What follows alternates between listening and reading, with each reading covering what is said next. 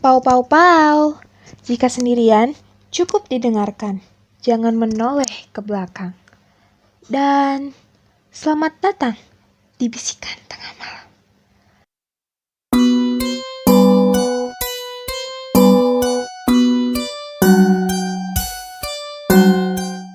Halo semuanya, balik lagi di podcast Sabda Juara 910. Malam ini, kalian bakal ditemenin sama ketua guild kesayangan kalian, yaitu gue, Alzuar, atau Ellie. You can call me Ellie or lie, because sometimes you need to lie to tell the truth. Malam ini kita bakal ngobrolin sesuatu yang sering banget kita dengar dari orang tua atau nenek kita, tapi jarang banget kita tahu asal-usulnya. Yep, pamali nyapu malam hari.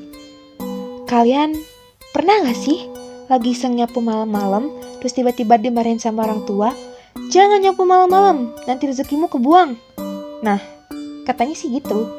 Tapi sebenarnya kenapa sih nyapu malam itu pamali? Dan percaya gak percaya, ada cerita horor yang nyangkut di baliknya. Pamali ini sebenarnya dikenal di banyak daerah di Indonesia, tapi di tanah Sunda, larangannya punya bumbu cerita mistis sendiri.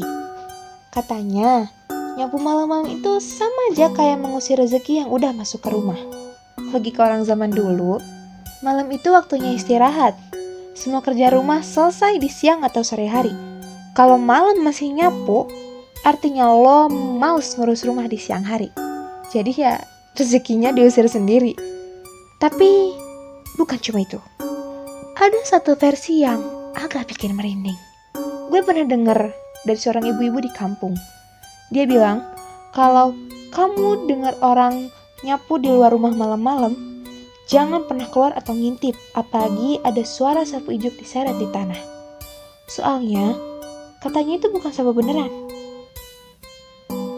Konon, itu suara rambut panjang Mbak Kunti yang keseret di tanah. Katanya, dia suka keliling malam-malam mencari orang yang masih beraktivitas di malam hari. Kalau lo ngintip, katanya dia bakal ikut masuk ke dalam rumah.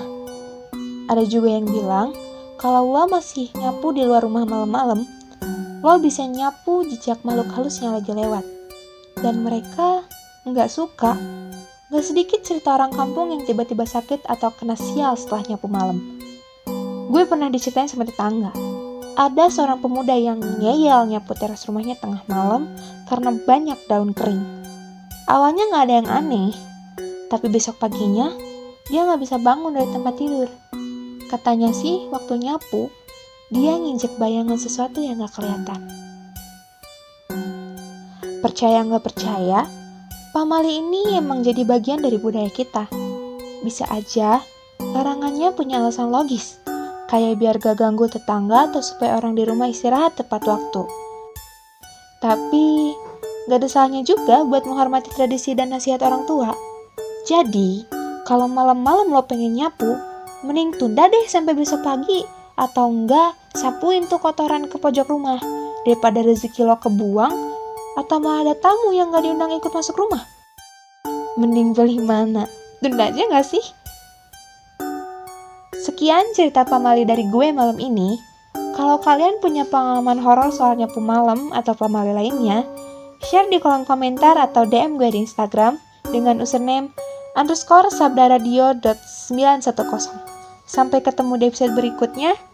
Dan ingat, jangan menoleh ke belakang.